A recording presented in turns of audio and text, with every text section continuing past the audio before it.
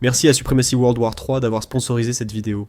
Vous vous demandez ce que c'est de diriger une nation pendant la Troisième Guerre mondiale.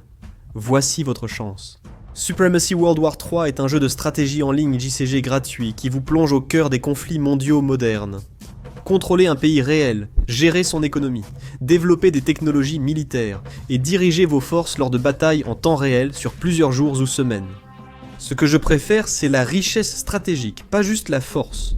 Formez des alliances, négociez avec d'autres joueurs et choisissez de dominer par la force ou la ruse. Avec la diplomatie et la saison 19 domination fracturée, les enjeux n'ont jamais été aussi élevés. Cette saison ajoute une vaste carte avec des points de contrôle stratégiques, fournissant des ressources clés comme ogives et munitions. Vous débloquerez également de puissantes unités d'élite, et testerez le nouveau système d'officiers, où des commandants uniques peuvent améliorer de façon permanente les performances de votre armée. Un seul compte vous permet de jouer sur ordinateur et mobile, la guerre vous accompagne partout, et ce n'est pas tout. Les nouveaux inscrits via ce lien obtiennent un pack de démarrage exclusif avec une unité saisonnière gratuite, le Railgun d'élite, d'une valeur de 40. C'est disponible uniquement pour les 30 prochains jours, alors n'attendez pas pour prendre le commandement. L'aube surgit avec le tonnerre des mortiers, les sections aéroportées spéciales s'éveillent en sursaut dans la brume de mousson, des ombres apparaissent, des guérilleros communistes lourdement armés attaquent leur fort, les radios vibrent d'appels paniqués, les munitions manquent, le soutien aérien est empêché par le mauvais temps. C'est 9 hommes contre des centaines, selon tous les calculs militaires. Ils sont déjà condamnés. Mais ces soldats du sections aéroportées spéciales ont d'autres idées. En 1965, Oman a été secoué par une rébellion. Le front de libération du Dhofar a commencé comme un soulèvement tribal contre le sultan Saïd Ben Taïmour, qui dirigeait Oman. Comme au Moyen-Âge, il avait interdit l'éducation, banni la technologie moderne et maintenu son peuple dans une pauvreté écrasante, même alors que la richesse pétrolière affluait dans le pays. L'homme interdisait à ses sujets de porter des lunettes de soleil ou de jouer au football. En 1968, la rébellion est devenue communiste et la situation s'est rapidement aggravée. Le sultan subissait de lourdes pertes et le pays s'effondrait. Des régions entières ont été arrachées au contrôle du gouvernement, et l'insurrection s'est propagée dans toute la région comme une traînée de poudre. Il n'y avait qu'une seule chose à faire. En 1970, Kabou, fils du sultan, a mené un coup d'État, écartant le vieux tyran. Le nouveau sultan a aussitôt annulé les politiques de son père. Il a rouvert les écoles, construit des hôpitaux, mais devait encore écraser une insurrection. Il a alors pris une décision cruciale. Il a décroché le téléphone, et il a passé un appel très important. Il a invité le section aéroportée spéciale britannique à aider à combattre la rébellion, en tant qu'ancienne puissance impériale. Les Britanniques avaient déjà une stratégie en acceptant d'envoyer des troupes du section aéroportée spéciale à Oman. Mais la méthode qu'ils proposaient pour toucher les cœurs et les esprits ne correspondait pas aux attentes du fils du sultan. Plutôt que d'éliminer les rebelles, les Britanniques pensaient pouvoir rallier la population locale, comme en Malaisie et au Kenya lors de soulèvements similaires. Poursuivre les soins, infrastructures et projets de construction. Ils pouvaient aussi recruter d'anciens rebelles dans des unités firquates loyales, transformant des ennemis en alliés connaissant le terrain et les tactiques. Et ils avaient besoin de tous les avantages possibles. Une défaite au Dhofar ne ferait pas que renverser un gouvernement, elle changerait l'équilibre des pouvoirs dans toute la région. Cette rébellion était cruciale. En 1970, plus de 60% du pétrole européen transitait par le détroit d'Ormuz. Contrôler Oman, c'était contrôler le détroit, ce qui faisait de cette province reculée un lieu pour lequel on pouvait mourir. La province du Dhofar, au sud d'Oman, est isolée du reste du pays par des centaines de kilomètres de désert aride. Elle a une étroite plaine côtière fertile où les villes bordent la mer. Derrière ces villes s'élèvent les Djebel Dhofar, montagnes escarpées de 2100 mètres, enveloppées de nuages de mousson la moitié de l'année. Le Djebel Koumar à l'ouest, le Djebel Kara au centre, et le Djebel Saman à l'est devait devenir le champ de bataille de l'affrontement. En octobre 1971, le section aéroportée spéciale a mené une offensive majeure à Oman, appelée Opération Jaguar. L'objectif était de reprendre les montagnes et d'y établir une base.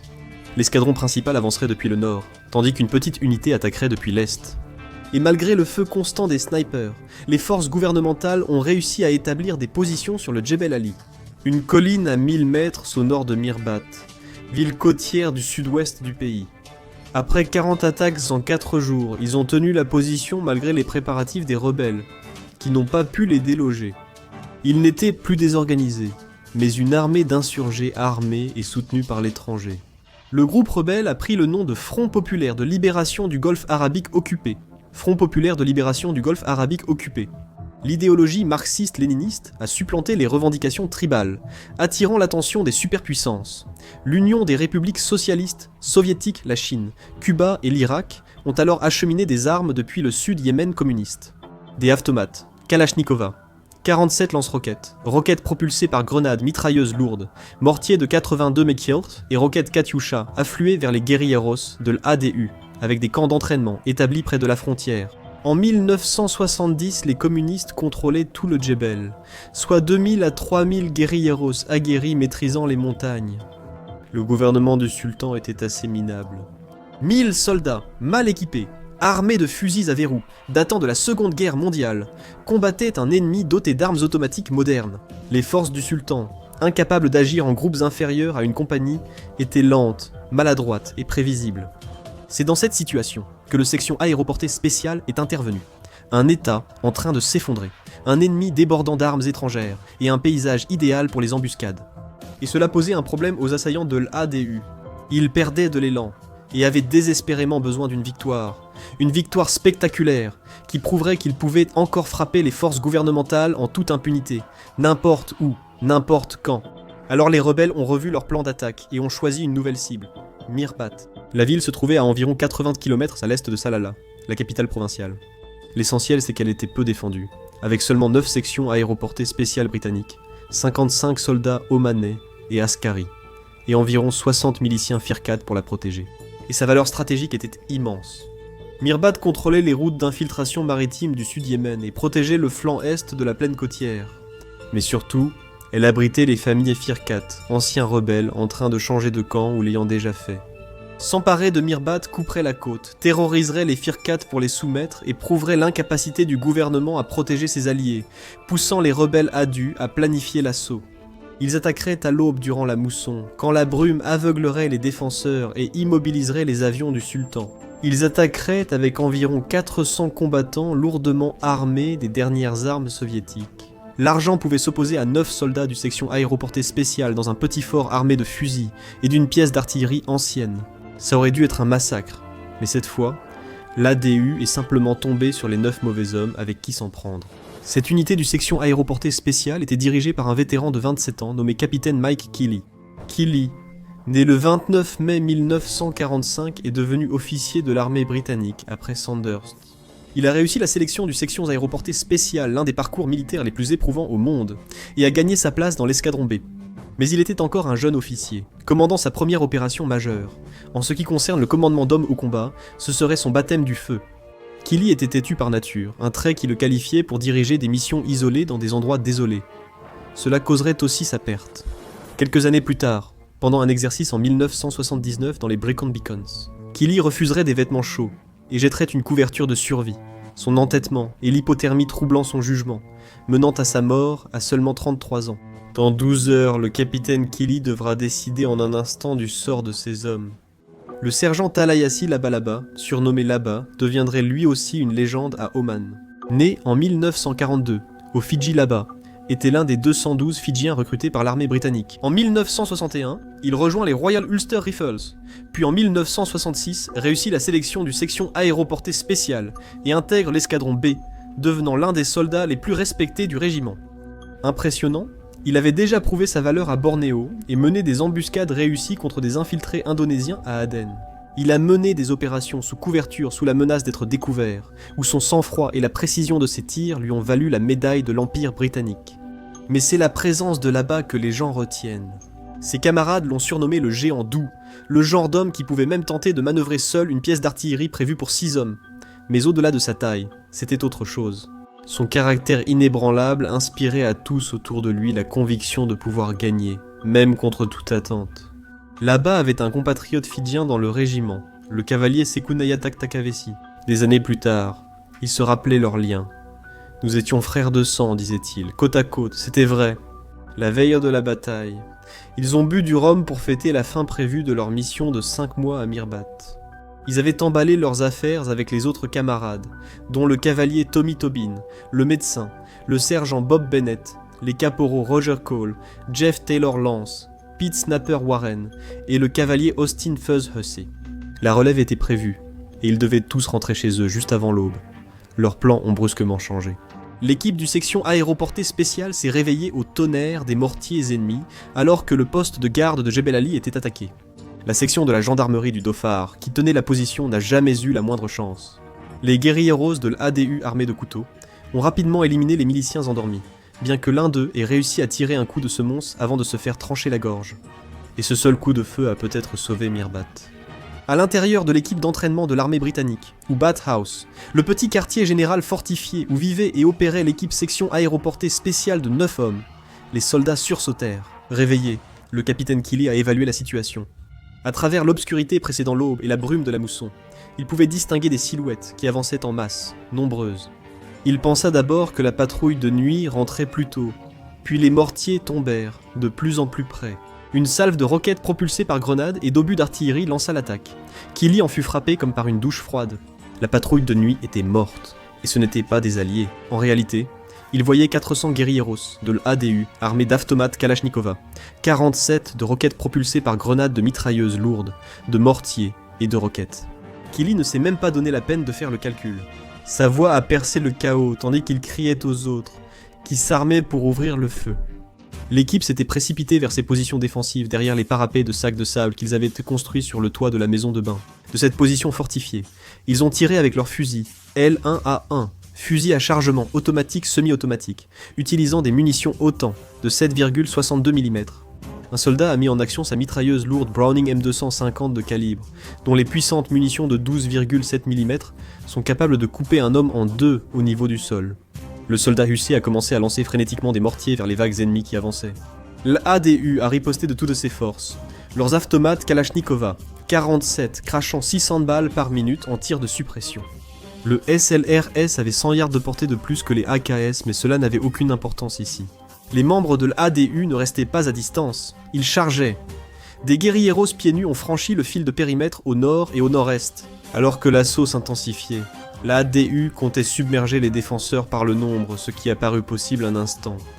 Le capitaine Killy a ordonné à l'opérateur radio de contacter Saj Kaoum al-Khwarif. Avec seulement un petit contingent de membres du service de renseignement omanais et une poignée de soldats pakistanais à la maison des chauves-souris, il leur a dit qu'ils avaient besoin de renforts immédiats. Ses yeux se tournèrent vers le nord-est, vers le fort à 600 mètres, où le vrai problème se développait. Le canon de 25 livres du soldat était placé près du petit fort omanais, en position exposée. C'était la seule arme lourde pouvant atteindre les masses de l'ADU, mais l'artilleur omanais était désormais grièvement blessé. Là-bas vit la même chose que Killy. Les SLRS ne seraient pleinement efficaces que lorsque l'ADU se rapprocherait à quelques centaines de mètres. Ils avaient besoin que ce canon tire, et ils en avaient besoin tout de suite. Sans un mot, Là-bas prit son fusil et fonça à travers le maelstrom vers la position d'artillerie. Ce géant fidjien musclé et déterminé traversa le terrain à toute vitesse sous les tirs de mortier. Les tirs éclataient. Des roquettes propulsées par grenades passaient en traînées oranges, et là-bas continuait à courir. Il arriva à la position de tir et constata vite la situation. Le tireur omanais blessé était en mauvais état. L'antique canon de la Seconde Guerre mondiale était désormais silencieux. Habituellement, 6 hommes étaient nécessaires pour le manœuvrer. Un homme se tenait derrière le canon et donnait les ordres, généralement le travail le plus facile de l'équipe. Un autre chargeait les obus explosifs. Un troisième s'occupait du mécanisme de visée. Le reste de l'équipage préparait munitions et fusées, gardant les obus prêts à tirer. Mais là-bas était différent. Et c'est parce qu'il faisait tout lui-même, tirant un obus par minute. Un homme accomplissant le travail de 6. Charger, viser, tirer, recommencer. Chaque obus hurlait en direction de la cible et explosait. Les guerrilleros s'avancèrent. Les combattants de l'ADU sur les barbelés furent pulvérisés, provoquant un choc immédiat. Soudain, les assaillants affrontèrent l'artillerie en plus des tirs légers, tandis que là-bas restait à découvert. Un message radio grésilla dans l'oreillette de Killy, annoncé par là-bas. Une balle avait effleuré son visage. Il était gravement blessé et peinait à manœuvrer seul le canon. Le sang coulait sur son visage et il avait été sérieusement touché, mais il continuait à tirer.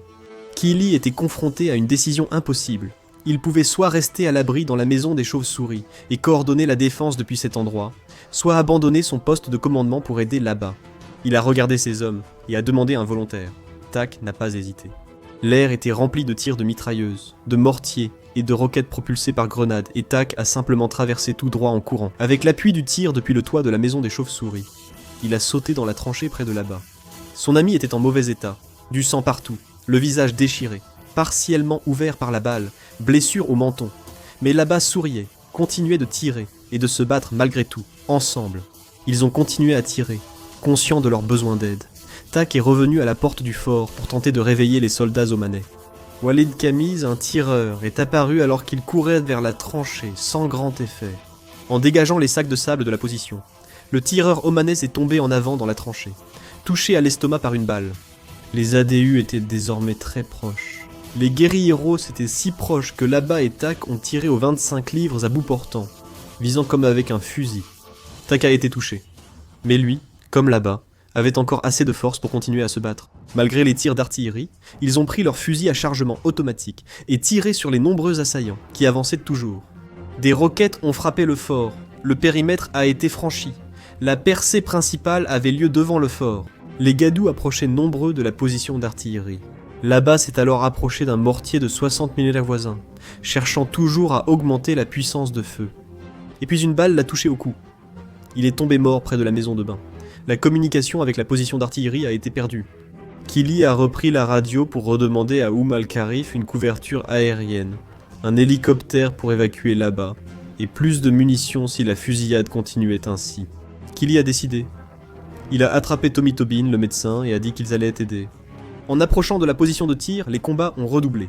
Les deux hommes ont couru se mettre à l'abri et Tobin s'est précipité dans la position de tir. Kili s'est faufilé dans la baie de munitions protégée de sacs de sable. À l'intérieur, la scène était infernale. Là-bas gisait face contre terre, immobile. Tak était assis, appuyé contre les sacs de sable, son fusil à chargement automatique transpercé dans le dos, mais il continuait à se battre. Walid Kamiz gisait au sol, du sang s'étalait dans le sable. Les combattants adus lancèrent des grenades. Elles touchaient le rebord de la tranchée puis explosaient. Des éclats d'obus volaient. Un membre de l'ADU apparut, et Kili l'abattit avec son fusil à chargement automatique. Tobin s'occupait frénétiquement du tireur omanais blessé, posant une perfusion malgré les balles sifflant au-dessus d'eux. Il se pencha ensuite vers le corps de là-bas, essayant désespérément d'aider. Une balle frappa Tobin au visage et il s'effondra, mortellement touché. Deux hommes à terre en quelques secondes.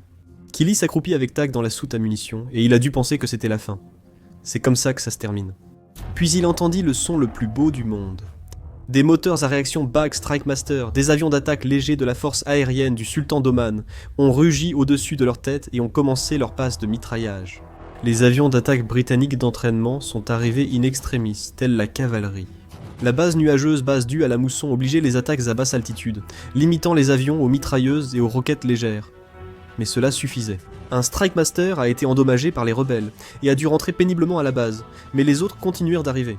Des roquettes se sont abattues sur les positions de l'ADU tandis que les tirs de canon balayaient les formations de guérilla.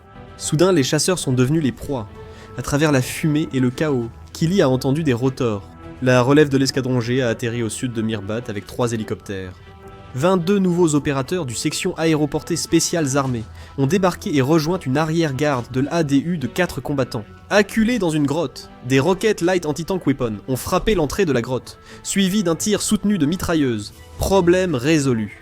L'ADU, prise en étau entre les frappes aériennes de la force de secours et les défenseurs qui combattaient encore, a commencé à se disloquer immédiatement. À 12h30, la force d'assaut du PFLOAG avait été complètement vaincue. Il a fallu 6h30 de combat presque ininterrompus avant leur retrait, face à des chances impossibles. Des hélicoptères évacuaient les blessés, dont plusieurs étaient touchés. Tobin et le tireur omanais ont pris le premier vol Casavact. Kili a rampé en avant pour vérifier la position de tir. Tak était assis, apathique, contre les sacs de sable, tout son corps couvert de sang. Mais il a souri après la bataille. Ils ont fait le compte des pertes. 2 membres du section aéroportée spéciale morts, Laba et Tobin, plusieurs blessés, dont Tak et Walid Kamas, et 38 corps confirmés de l'ADU, récupérés sur le champ de bataille. On estimait plus de 200 victimes au total. Tobin est mort à l'hôpital d'une infection pulmonaire causée par une dent éclatée qu'il avait inhalée lorsque sa mâchoire a été arrachée. Il n'a jamais eu de reconnaissance officielle britannique. Là-bas, lui, est mort en héros. Un homme manipulant seul une pièce d'artillerie conçue pour 6, et ayant survécu à une course de 800 yards sous un feu intense de mitrailleuses. Comme ses pairs, il incarnait l'esprit du section aéroportée spéciale, l'ADU, avait attaqué avec force, s'attendant à une victoire facile. Au lieu de cela, ils avaient été anéantis. L'échec de la prise de Mirbat a démontré l'incapacité de l'ADU à s'emparer de positions défendues. La rébellion n'a jamais retrouvé son élan. 9 soldats du sections aéroportées spéciales et une poignée de troupes locales avaient tenu la ligne. Merci encore à Supremacy World War 3 d'avoir sponsorisé cette vidéo. Téléchargez le jeu via le lien en description et obtenez votre pack de démarrage de 40 avec le Railgun d'élite exclusif, réservé aux nouveaux joueurs, pendant les 30 prochains jours. Maintenant, allez découvrir l'histoire complètement folle d'un tout petit soldat, ou cliquez plutôt sur cette vidéo.